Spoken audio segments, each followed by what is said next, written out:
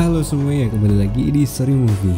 Video kali ini Story Movie akan mereview film yang berjudul Centigrade yang dirilis pada tahun 2020. Film ini juga diangkat dari sebuah kisah nyata yang dialami oleh sepasang suami istri yang terjebak di dalam mobilnya sendiri, di mana keadaan di luar sedang terjadi sebuah badai salju yang sangat besar yang terjadi pada tahun 2002. Nah, tanpa basa-basi lagi, langsung saja ke alur ceritanya.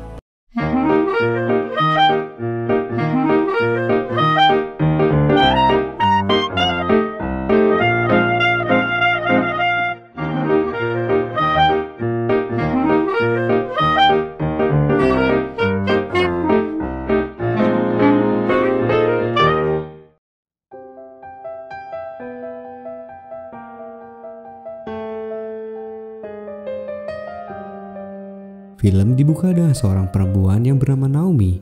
Saat itu dia bersama suaminya yang bernama Matt. Naomi terbangun dari tidurnya selepas dari perjalanan panjang mereka. Saat itu Naomi melihat kaca mobil yang tertutup dengan es. Ia kemudian mencoba untuk membuka pintu mobilnya, tetapi pintu itu tidak bisa dibuka karena pintu sudah membeku. Naomi kemudian membangunkan Matt dan menyuruhnya untuk membantunya mencoba membuka pintu satunya, tapi pintu itu juga tidak bisa dibukanya. Dan Matt juga mencoba membuka semua pintu dan jendela mobilnya, namun tidak bisa dibukanya. Naomi menjadi panik dan menyalahkan Matt. Matt kemudian mencoba menenangkan Naomi karena Naomi sedang mengandung anaknya. Matt mengambil peta dan mencari tahu posisinya berada. Dan ternyata mobil mereka tertutup es di tepat di pinggiran jalan. Mengetahui hal itu, mereka mulai tenang dan percaya pasti akan ada orang yang lewat dan akan menyelamatkan mereka. Matt kemudian mengubah kursi belakangnya sebagai tempat tidur untuk Naomi. Untungnya, Matt sudah membawa beberapa makanan dan pelindung tubuh darurat. Kemudian, Matt menyalakan lilin untuk menghangatkan tubuh mereka. Namun, badai salju di luar tak kunjung berhenti dan timbunan es di atas mobil semakin menebal. Matt selalu berusaha untuk mendobrak pintunya, namun usahanya selalu sia-sia. Naomi yang merasa ingin kencing pada saat itu, Matt langsung menggulung sebuah handuk dan menyuruhnya untuk kencing di handuk itu. Awalnya Naomi menolaknya, namun karena situasinya sedang darurat, akhirnya dia mau untuk melakukannya. Hari demi hari mereka lalui. Naomi mengatakan bahwa makanan dan minuman yang mereka bawa hanya bertahan selama 12 hari saja. Mereka harus bertahan sampai es menutupi mobilnya mencair. Naomi menyuruh Matt untuk memecahkan jendela mobilnya. Namun Matt berasa bahwa es itu terlalu tebal dan cukup sulit untuk menggalinya. Belum juga kaca yang pecah akan membuat es masuk ke dalam mobil mereka. Di sana Matt dan Naomi sempat bertengkar. Matt berkata bahwa jika mereka berhasil keluar sekalipun, mereka tak akan bisa bertahan dengan kondisi badai salju yang sangat tebal. 5 hari pun telah berlalu. Mereka melihat bahwa makanan dan minuman semakin menipis. Dan sialnya, Matt tidak sengaja menyenggol botol minuman dan menumpahkannya. Di sini, Matt malah menyalahkan Naomi dan memarahinya. Mereka berdua mulai saling bertengkar dan saling menyalahkan. Saat mereka tertidur, tiba-tiba mereka mendengar suara mobil yang lewat. Dan mereka langsung berteriak meminta tolong. Namun sayangnya mobil itu tidak mendengar mereka. Hingga pada hari ke-7 pun berlalu. Matt mencoba mencari cara untuk membuka jendela dan pintu mobilnya. Ia saat itu menggunakan lilin untuk melelehkan sela-sela jendela yang membeku. Di sisi lain, Naomi berhasil menelpon ayahnya, namun sinyalnya tiba-tiba terputus. Mereka pun mulai putus asa dengan kejadian ini. 9 hari mereka lalui. Timbunan salju di mobil semakin menebal dan hampir menutupi seluruh bagian mobilnya. Naomi mulai frustasi dan menyalahkan dirinya sendiri. Makanan pun tersisa hanya untuk sehari ke depan. Jika makanan habis, mereka terpaksa harus bertahan hidup dengan air es saja. Naomi ingin memecahkan jendela dan menggali es itu.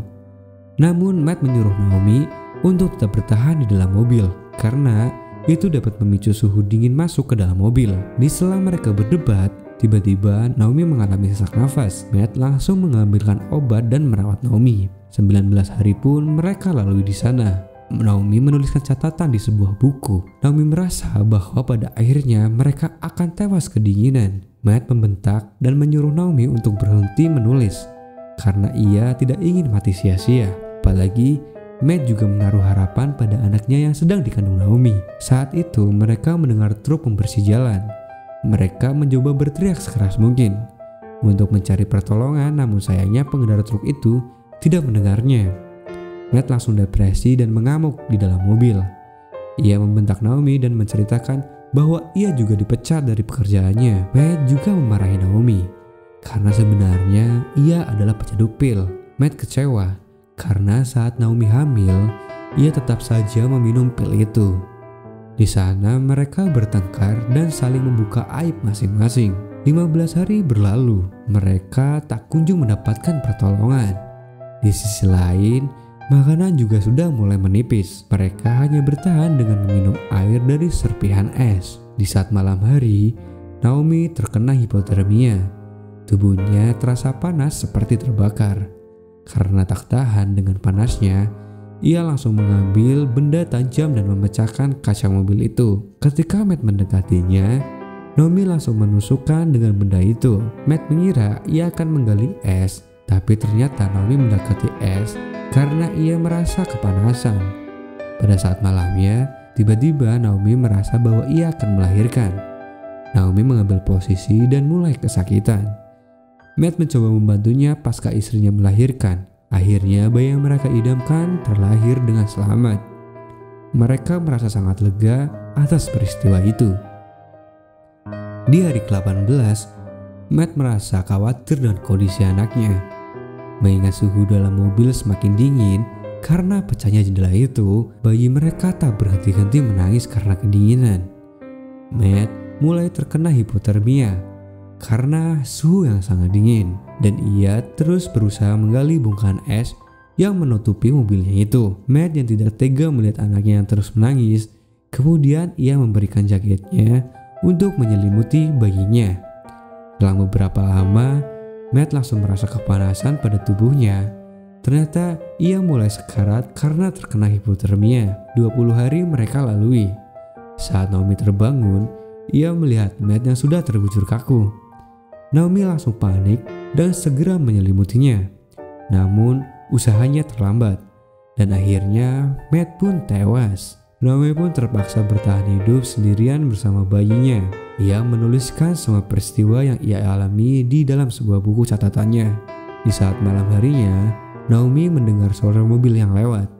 Namun, ia sudah tidak kuat lagi untuk berteriak. Dan kesempatan itu pun sia-sia. Naomi sangat kelaparan sampai-sampai air ASI-nya tidak bisa keluar. Demi anaknya, Naomi terpaksa memakan kantung embrio bekas kelahiran anaknya. Pada hari ke-24, Naomi melihat bahwa es sudah mulai mencair. Ia melihat cahaya di jendela dan ia mulai menggali es itu. Ia melihat bahwa musim semi telah tiba. Naomi langsung melubangi es tersebut dan mulai bersiap-siap untuk keluar. Naomi keluar dengan bayinya dan meninggalkan mayat Matt di dalamnya. Di luar sana, suhu masih terasa sangat dingin. Naomi terpaksa pergi berjalan kaki menyusuri padang es. Naomi yang sangat sedih dengan kondisi tubuhnya yang lemas, ia tetap melanjutkan perjalanannya. Naomi melihat di tempat itu yang sangat sepi. Naomi terus melanjutkan perjalanannya sampai akhirnya ia melihat sebuah kantor polisi dari kejauhan. Film pun berakhir. Film ditutup dengan selamatnya Naomi beserta anaknya yang berhasil bertahan di tempat itu. Naomi beserta anaknya yang berhasil bertahan di tempat itu dengan keadaan yang sangat terbatas.